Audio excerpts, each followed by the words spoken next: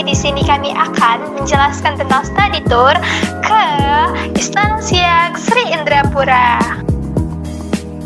Saat sudah sampai di Siak, kami diarahkan berkumpul ke lapangan Siak Bermadah untuk makan siang.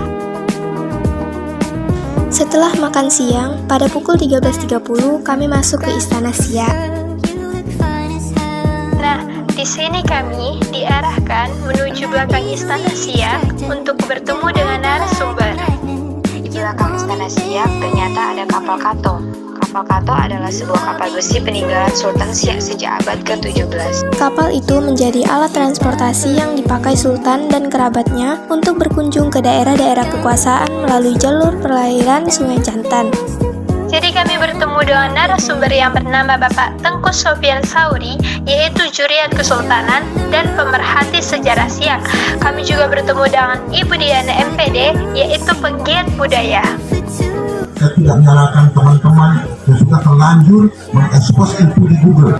Kerajaan Siak Sri Indrapura didirikan pada tahun 1723 Masehi oleh Raja Keci yang bergelar Sultan Abdul Jalil Rahmat Syah Putra Raja Johor atau Sultan Mahmud Syah dengan istrinya Inci Fong. Sebelum kerajaan Siak berdiri, daerah Siak berada di bawah kekuasaan Johor.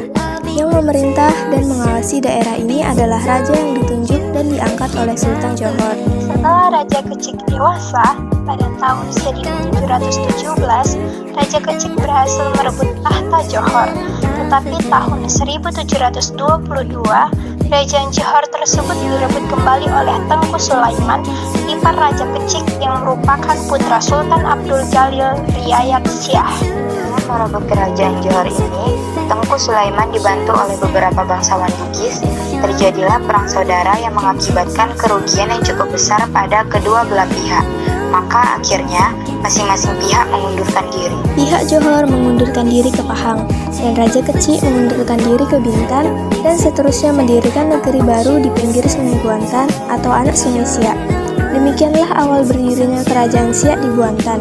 Namun, pusat kerajaan Siak tidak menetap di Buantan. Pada masa Sultan ke-11, yaitu Sultan Asyaidis Syarif Hashim Abdul Jalil Syaifuddin yang memerintah pada tahun 1889 hingga 1908. Ibu Diana menjelaskan tentang adat istiadat di Siak.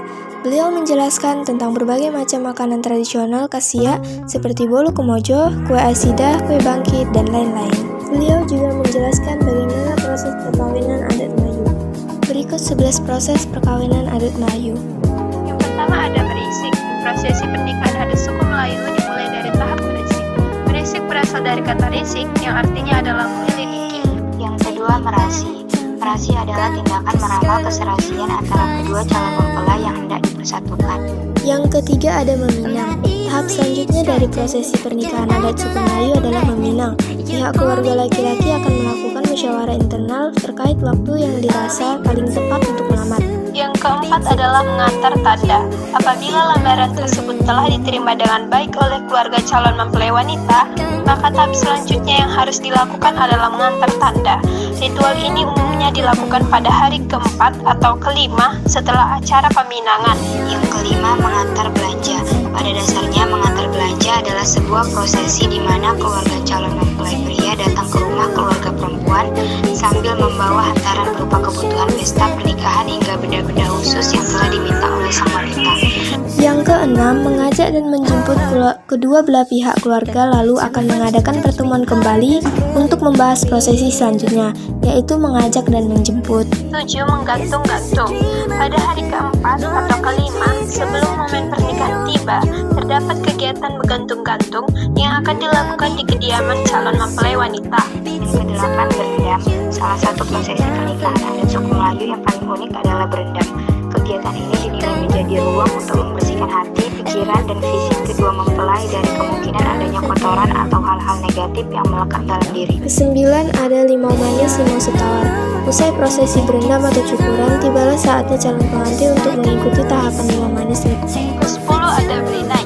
Berinai adalah sebuah ritual menghias kuku jari tangan dan kaki dari kedua mempelai. 11. Hatam Quran.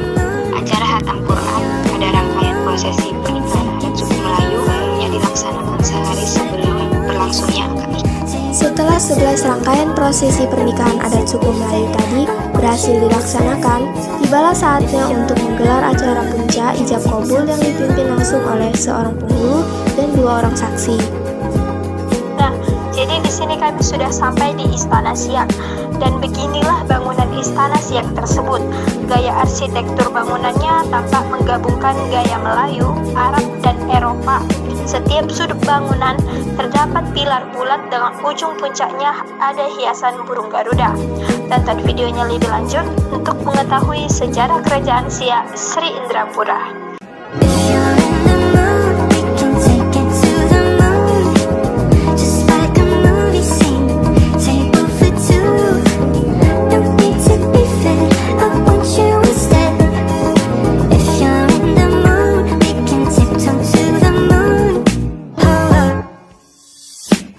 Tell my friends to pinch me hard, cause I couldn't